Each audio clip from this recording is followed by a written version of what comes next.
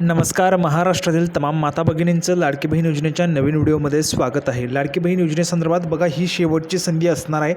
तारीख वाढ झालेली आहे, त्याचा GR निघालेला आहे. आता ह्या ठिकाणी आपण ह्या GRची संपूर्ण माहिती पाहणार. GRमध्ये कधीपर्यंत तुम्हाला अर्ज करता येईल त्याची तारीख देखील देण्यात आलेली आहे. तर ही शेवटची संधी सर्व महिलांसाठी असणार आहे.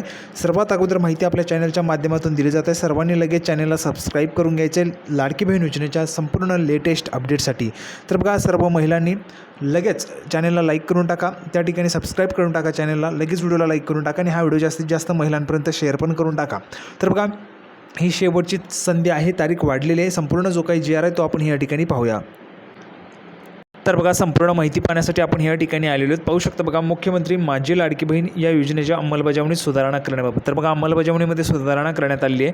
दिनांक पाहू शकता 2 सप्टेंबर 2024, म्हणजेच आजच निर्णय काढण्यात आला आहे. 2 सप्टेंबर आजच तारीख आहे. लेटेस्ट माहिती तुम्हाला देतोय. 2 तारीख आजच आहे. पाहू शकता प्रस्तावना काय आपल्याला माहितीच आहे. लाडकी बहीण योजना त्या ठिकाणी होती आणि तो जो काही GR काढण्यात आला होता, तर त्या GRच्या मध्ये या ठिकाणी सुधारणा करण्यात आलेली आहे. बघा काय म्हटलेलं आहे त्यानुसार, या योजनेअंतर्गत लाभार्थी महिलांना 31/8/2024 नंतर नोंदणी करण्यास मुभा देण्याची जी काही बाब आहे ती शासनाच्या विचाराधीन होती आणि त्यानुसार शासन निर्णय घेण्यात आलेला आहे. शासन निर्णय झालेला आहे. मुख्यमंत्री माझी लाडकी बहीण या योजनेअंतर्गत राज्यातील सर्व पात्र महिला लाभार्थ्यांना माहे सप्टेंबर 2024 या योजनेअंतर्गत नोंदणी सुरू ठेवण्यास मान्यता देण्यात येत आहे.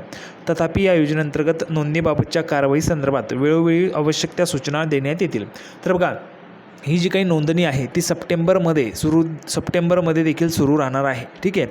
सर्वात अगोदर माहिती मी तुम्हाला दिली होती की हा जो काही विचार आहे तो शासनाच्या विचाराधीन आहे. लवकरच तुम्हाला मुदतवाढ त्या ठिकाणी मिळू शकते म्हणून.